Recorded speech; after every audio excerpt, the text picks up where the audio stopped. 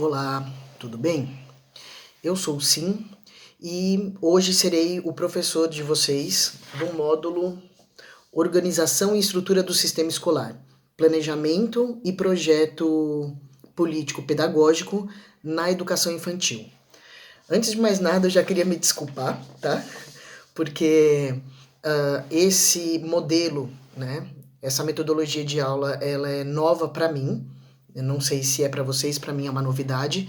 Então existe a grande possibilidade de a gente ter alguns conflitos aqui durante o trajeto do nosso módulo, tá bom? Mas eu tentei me organizar da melhor forma possível que eu consegui pensar para não ficar tão maçante e para dar conta de tudo isso, né? Vamos ver se eu consigo, tá bom? Bom, eu vou falar primeiro um pouquinho de mim. Eu sou professor da educação infantil, sou também professor do ensino médio. Os dois cargos, eles são públicos, tá? Tenho mestrado e doutorado na área da educação e graduação em filosofia e em pedagogia. Senão não conseguiria assumir o cargo da educação infantil, né? Só se eu tivesse magistério também. Não cheguei a pegar o magistério na minha época, tá? Bom, para começar essa discussão, antes de entrar no projeto político-pedagógico, vamos falar um pouquinho da estruturação da escola, né, a partir dessa nova BNCC, e aí a gente dá uma entrada melhor nas discussões do projeto político-pedagógico mesmo, né? Tô levando em consideração que eu tô dando uma aula na pós-graduação, então eu sei que existe uma grande possibilidade também das pessoas que estão visualizando essa aula já estarem atuando na educação, no chão da sala de aula, né? E caso não, que tenha feito licenciatura. Vou partir desse pressuposto. Caso não seja o seu caso em específico, né? Acredito que você seja uma exceção. Então, qualquer coisa você pode entrar em contato, se ficar muito complicado e tudo mais, e a gente troca um pouco mais de informação, tudo bem? Bom, para falar da nova BNCC, a gente tem que dizer que atualmente, eu tô olhando para baixo porque eu tô com o script todo aqui embaixo, tá? A gente tem que falar que atualmente, né, esse ano, a gente teve algumas modificações e elas entraram em vigor, né?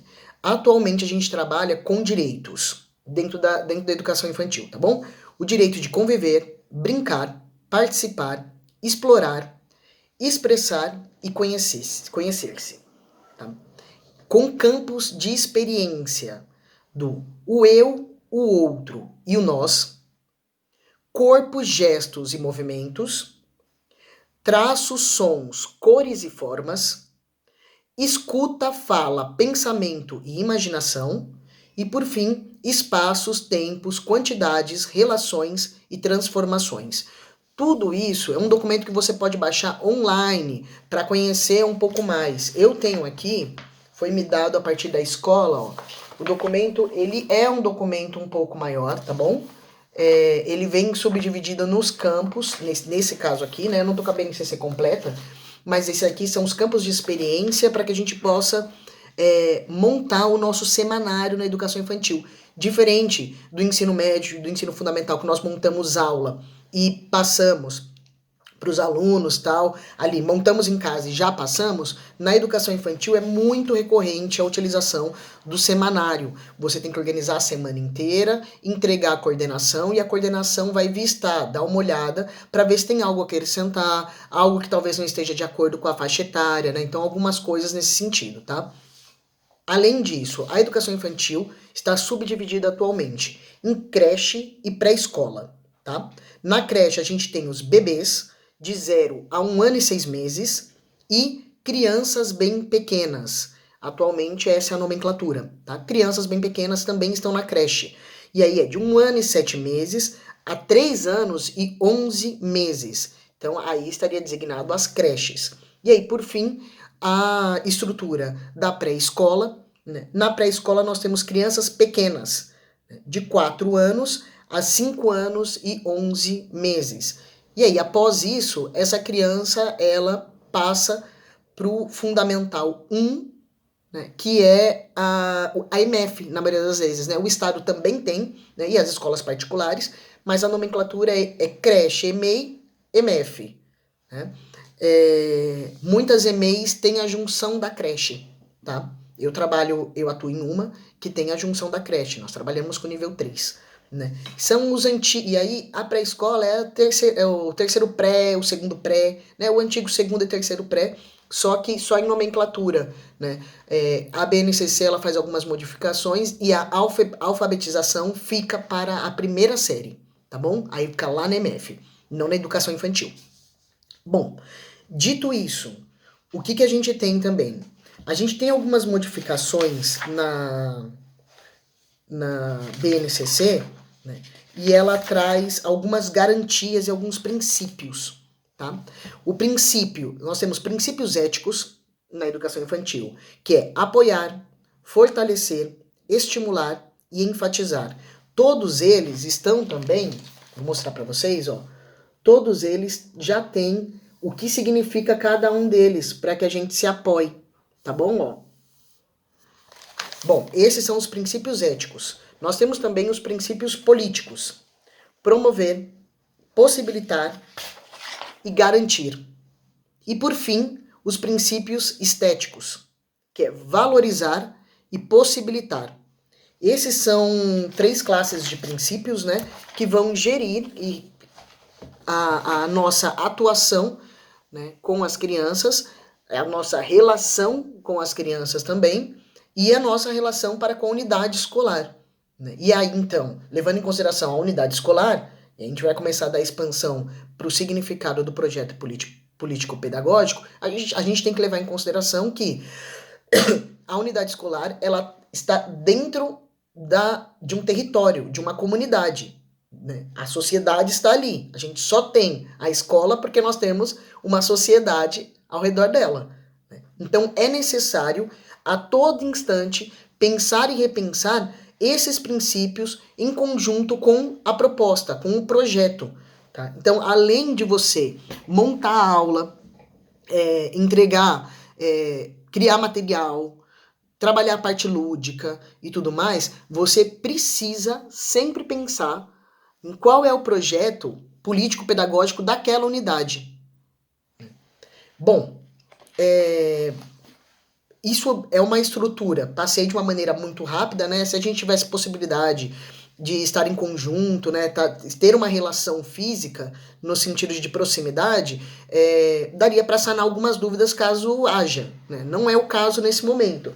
Então, assim, o que eu sugiro é que qualquer coisa vocês retornem o áudio, né? Retornem o vídeo e montem a estrutura da escola ou encontrem a estrutura da escola na internet mesmo, né? A própria BNCC, ela desenha a estrutura pra gente, tá bom?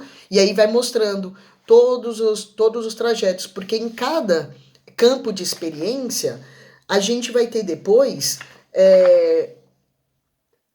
para cada faixa etária também, como se deve trabalhar, o que é imprescindível para aquela faixa etária. Claro, gente, não é a primeira vez que eu falo, mas eu acho que é sempre bom relembrar que, por mais que a gente faça a subdivisão de faixa etária, a gente tem que levar em consideração a relação que a gente estabelece com a criança, com aquele sujeito. Então, pode ser que ele tá assim, olha, essa criança já teria possibilidades dentro dessa faixa etária, né, de um cálculo abstrato, ou de um cálculo em unidade. E aí você chega na sala de aula e vê que a criança, que uma parcela dos seus alunos, das suas alunas, né, ainda não consegue gerar esse cálculo.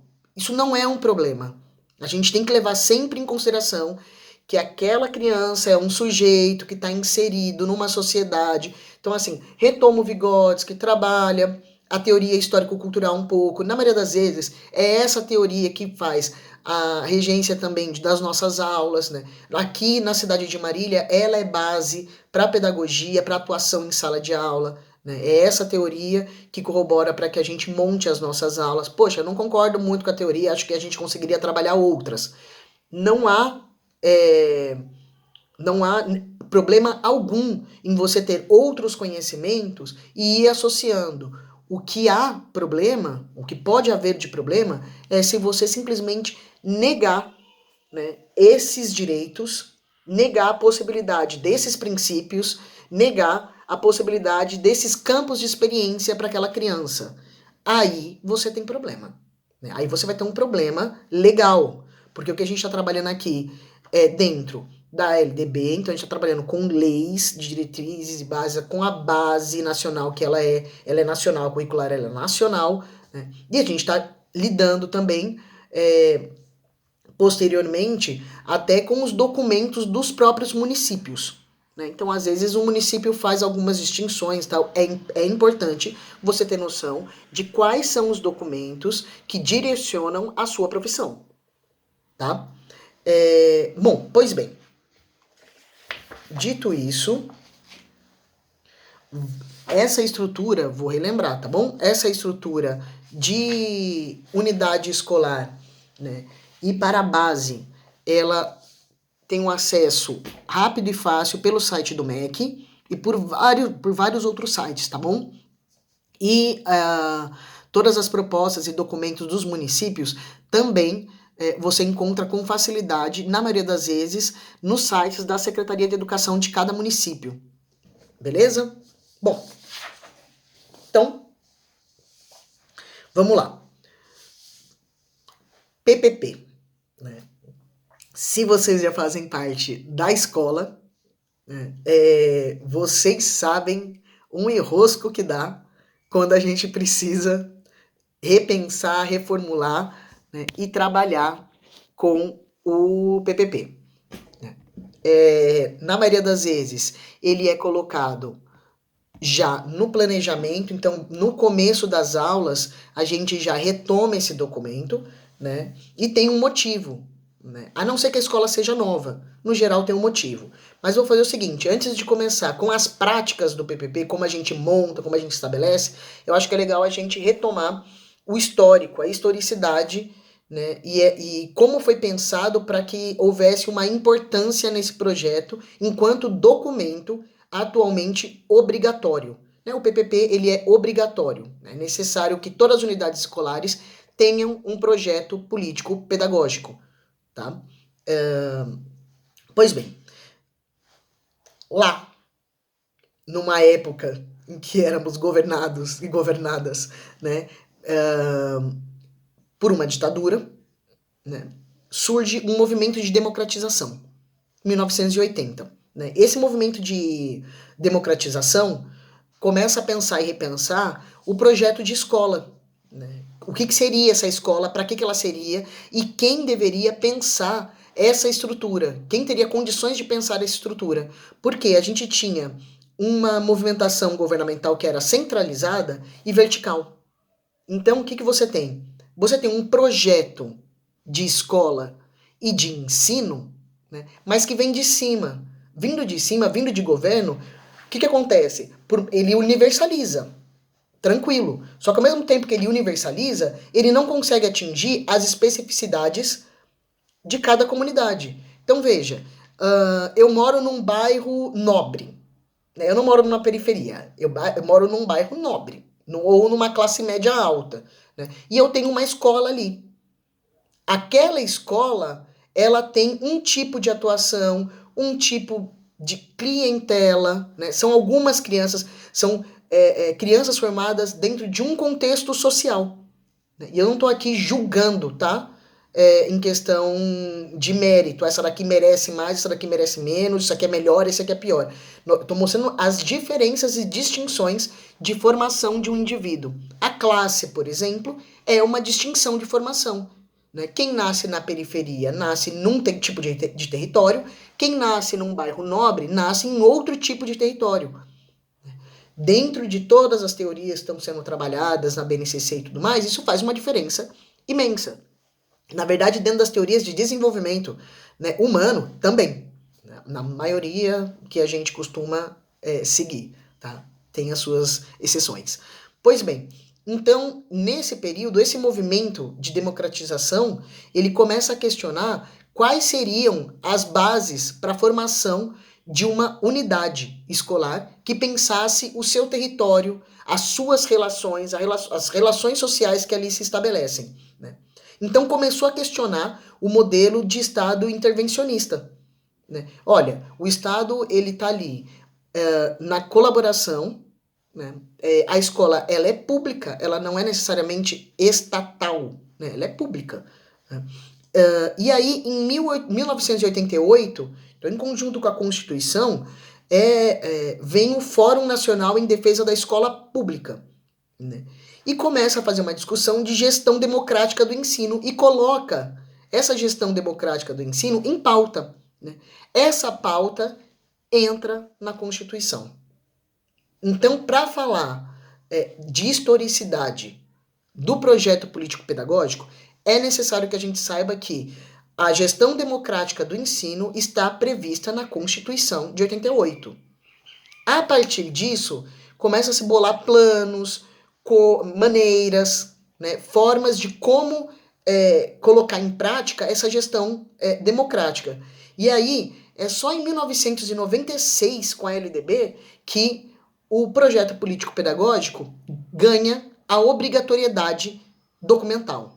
Né? Ele é um documento obrigatório, mas ele é um projeto.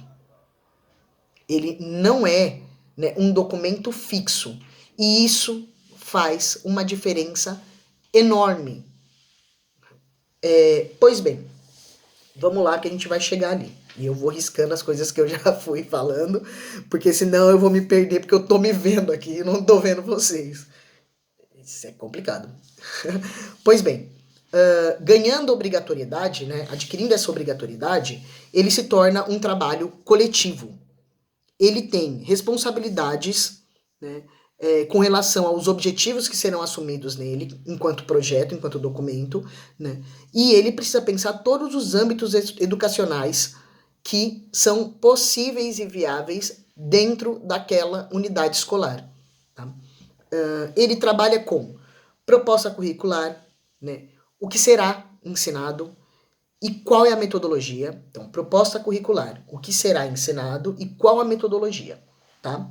As diretrizes da gestão administrativa e a formação dos professores. Tudo isso precisa estar contido, né, no projeto político-pedagógico, no PPP. Tá? O nome que a gente dá para isso, esse processo todo, é a organização e definição do trajeto para que as escolas alcancem os seus objetivos. Ele é um projeto. Então, enquanto projeto, ele norteia todas as ações que possam vir a ser realizadas na escola. Né? Na maioria das vezes, quem que é quem que é o sujeito, o ator, a atriz central, né, nesse projeto? Quem que precisa concluir e assinar esse projeto? As direções. São as direções que assinam o projeto político-pedagógico. Tá? Mas não são só as direções, né, que os montam. Então, assim, não é a direção da escola. A direção da escola, na verdade, ela não tem o direito, tá? A direção, a gestão da escola, a coordenação da escola, né, ela não tem o direito de montar esse projeto sozinha. Eles não podem montar sozinho. É necessário a abertura e o diálogo sempre desse projeto. Sempre. E aí eu vou retomar uma fala que eu falei bem quando a gente começou. O projeto político-pedagógico, ele costuma, né, ser visto, revisto no começo do ano.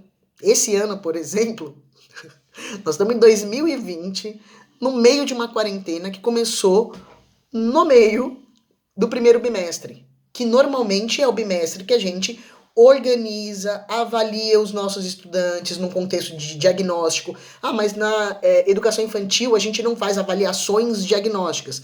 Não, mas você é um professor, você é uma professora, você consegue observar como está o estudante, como está a criança, se a criança precisa mais disso, mais daquilo, o que será, quais são os desenvolvimentos, né? Quais crianças precisam de um olhar um pouco mais atento em uma área, um pouco mais atento na outra, né? E aí, a partir desse primeiro olhar, dessa primeira visão, aí, na maioria das vezes, a escola senta. A escola, na escola também fazem parte as famílias e os responsáveis, os funcionários, as funcionárias. Tá? Todas essas pessoas precisam ser representadas no projeto político-pedagógico. Todas as pessoas são tirando a família, que é uma outra instituição, né, o responsável, mas, por exemplo, dentro da escola, todos são agentes educativos, né? A merendeira, a pessoa que faz a limpeza, todas essas pessoas contribuem para a formação daquele cidadão, daquela cidadã, né? Processo de formação da criança, né? A autonomia da criança, tudo isso. Essas pessoas também precisam pensar de forma pedagógica, né? E aí elas também precisam entrar na organização e na flexibilização da unidade escolar, tá bom? De maneiras distintas, é claro, cabe ao professor, à professora, isso provavelmente em outras aulas e até nas graduações de vocês já devem ter ciência disso, né? Porque eu falei, eu não estou conversando com uma turma de leigos e leigas, né? Vocês estão numa pós, então vocês já têm a noção mínima que seja de vivência, né? Pois bem, fiz uma subdivisão aqui, né, com relação ao projeto político-pedagógico e a gente vai trabalhar algumas dessas subdivisões, tudo bem? Pois bem, o que é necessário, como é necessário, o que não, mas como é necessário realizar o projeto político-pedagógico, tá bom? Bom, ele precisa vir de uma construção coletiva, ele precisa ter fácil compreensão, ele é um documento que precisa ficar visto. Eu tenho que ter direito, o projeto político-pedagógico ele tem que estar visível na unidade escolar. Porque ele tá ali, que por mais que nós tenhamos memória, né, eu tenho memória, só que, olha aqui, eu tô com a minha colinha aqui, todas as colinhas aqui, né? A gente tem memória, só que a gente está no meio do trabalho, a gente está pensando a semana, a gente está avaliando aquela semana, aquele estudante, aquela criança, né? É necessário eu voltar no projeto político-pedagógico e falar, peraí, qual que foi a proposta mesmo que foi colocada ali? Tal, deixa eu ver se está caminhando, tá? Não, peraí, fugi um pouco, perdi, ou senão terei que fazer modificações. Ele é flexível, cabe modificação, cabe chamar a equipe novamente e falar, olha, passamos esses 6 meses, o que a gente conseguiu? Então isso cabe. Então vamos voltar. Como ele tem que ser construído. Construção coletiva, fácil compreensão, promoção de autonomia e independência dos espaços educativos, visão geral da instituição, nortear as ações da comunidade escolar, e ele é um documento amplo e que diz respeito a todas as ações que são envolvidas na escola. Então veja, ele precisa nortear as ações da comunidade, né, como um todo. Ele precisa ter uma visão geral da instituição. E visão é do espaço físico, quantidade de criança, as faixas etárias, tudo isso, assim, tudo, a hora que eu pegar aquele projeto político-pedagógico, eu tenho que compreender. Como é que é essa escola aqui? Olha, tá aqui, ó, esse aqui é o projeto que a gente tem. Nesse projeto você tem a historicidade das famílias, você tem o que contém a escola, por que aquilo tá ali, como que aquilo pode ser utilizado como meta, como objetivo ou como ferramenta. Porque tudo que contém a escola é a escola. A escola nada mais é do que todas essas coisas, mais os nossos objetivos, né, para com a sociedade. E aí a gente faz aquela união, a gente chama de unidade escolar. Na educação infantil, é a mesma coisa. Você precisa saber quem é a criança, quem é a família, o responsável daquela criança. Poxa, se eu tenho uma criança, por exemplo, a gente respeita todas as religiões no nosso país. Dentro da possibilidade de legalidade, disse que temos que respeitar todas as religiões do nosso país. A gente conhece o país que a gente vive, né? Pois bem, e aí eu tenho na minha escola uma criança que às sextas-feiras, né, tem uma especificidade. Eu vou poder colocar falta para aquela criança? Não. Há uma especificidade religiosa. Eu preciso saber, precisa estar contido, que a gente respeita as religiões, que dada essa situação de respeitar as religiões, está dentro das legalidades brasileiras, né? A escola, a unidade também irá respeitar, porque está acima da unidade. Isso posto, né? Tá, e aí você organiza as ações, as metas, tá bom? Então, ó, construção coletiva, fácil compreensão, promoção da autonomia. A autonomia é o carro-chefe da educação, tá? Autonomia, trabalho, tá? Eles são carros-chefes, tá bom?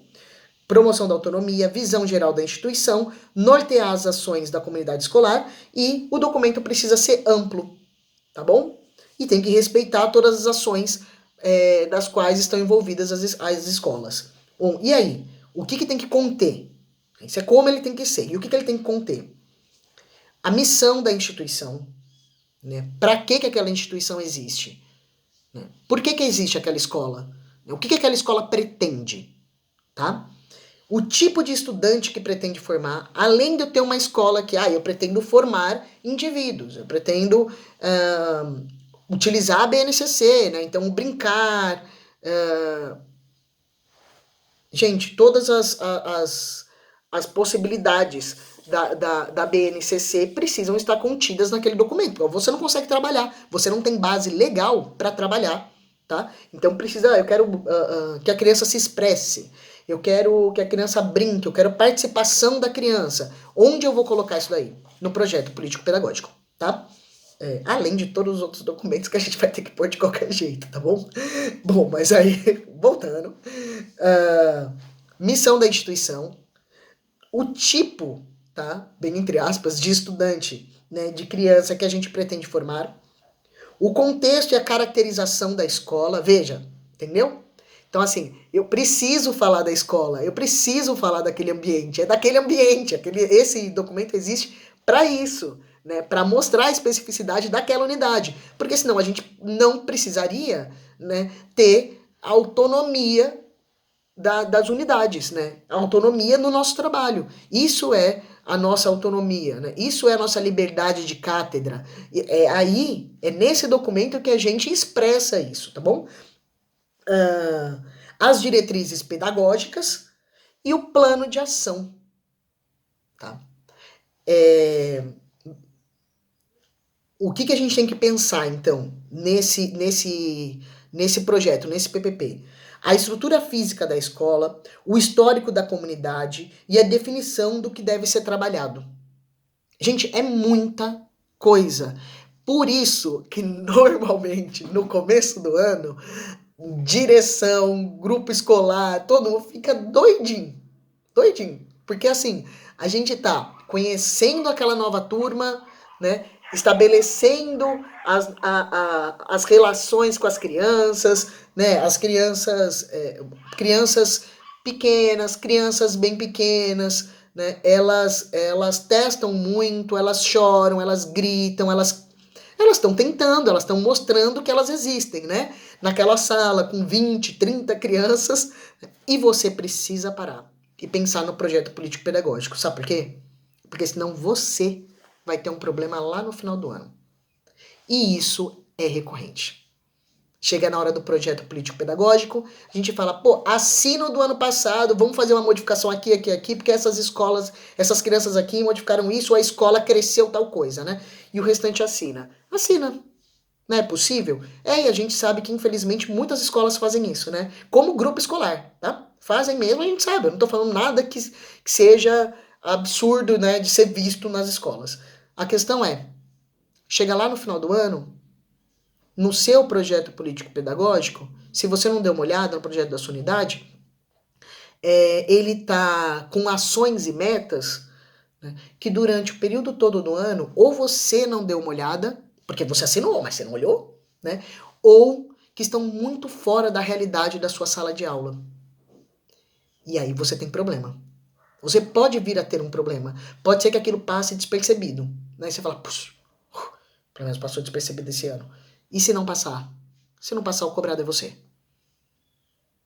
Porque você assinou. Porque faz parte da diretriz do seu trabalho. E isso é muito complicado. Eu vivo em escola. E eu sei a dificuldade que é quando a gente pega, ainda mais, olha só, o projeto é político, pedagógico. Aquele tanto de gente. As minhas escolas todas, eu trabalho em 3 escolas. 3 escolas são... duas escolas são grandes, uma é um pouco menor. Né? Mas mesmo assim, né? A hora que você vai falar do contexto político, olha, pra que então a gente vai fazer tal ação? Gente, pra tudo, tá? Festa junina. A gente já teve discussão de festa junina. Pra você ter uma ideia. Tipo, não vamos colocar festa junina. Vamos, não vamos. Por que vamos? Por que não vamos? Tá dentro.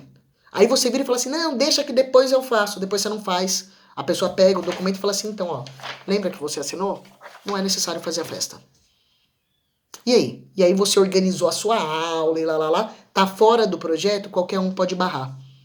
Então é imprescindível que esse projeto seja feito, primeiro, com uma quantidade grande de pessoas. Na base da discussão, sim, tem escolas que criam conselhos, né? E aí o conselho irá deliberar pelo projeto político-pedagógico. Quer dizer, se você vai numa reunião pedagógica, você vai numa reunião de direcionamento de documentos que dizem respeito à sua profissão, e você chega à conclusão que você quer ser... Ai, desculpa ficar me mexendo, tá, gente? Porque cansa. E você chega à conclusão que você quer ser representado e não se autorrepresentar, e aí a sua unidade chegou àquela conclusão, lide com isso, né? No entanto, a partir do momento, mesmo que seja tirado esse direcionamento, se em algum momento você quiser levantar a mão e falar, eu quero participar porque eu quero compor, eu quero colaborar, eu quero falar a respeito do projeto político-pedagógico, não há uma pessoa que tem o direito de falar não para você. É direito seu fazer intervenção direta com relação ao projeto político-pedagógico. Não significa que as suas ideias ou a sua proposta será necessariamente atendida, né? Ele é democrático, ele veio pelo processo de democratização.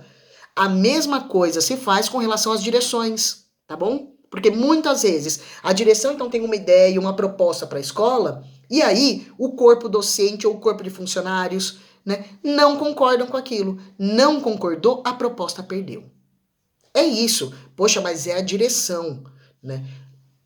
Tentamos trabalhar legalmente dentro da horizontalidade, dadas as especificidades. A direção cabe à administração da unidade. Precisa ser pedagógica a direção? Claro que precisa. Nós estamos falando de uma escola, estamos falando de uma fábrica. Não deveríamos estar falando de uma fábrica. Mas, bom, críticas à parte, a direção deve fazer as intervenções. As coordenações pedagógicas também. Mas é a gestão que decide? Jamais. Jamais. Isso é decidido no coletivo. E aí você fala assim, pô, tô nem aí, deixa esse negócio passar, isso não é nada. Eu sei, mas tô falando pra vocês. Sei como é que é. Na hora que você vai discutir projeto político-pedagógico, cambada levanta e fala, pelo amor de Deus, a vida tá difícil já. E vou tomar água, vou tomar um café. É real, tô mentindo? Não tô, né? Eu sei que eu não tô. Bom, a questão é, o projeto, depois que você pensa todas essas áreas, depois que você aborda tudo isso,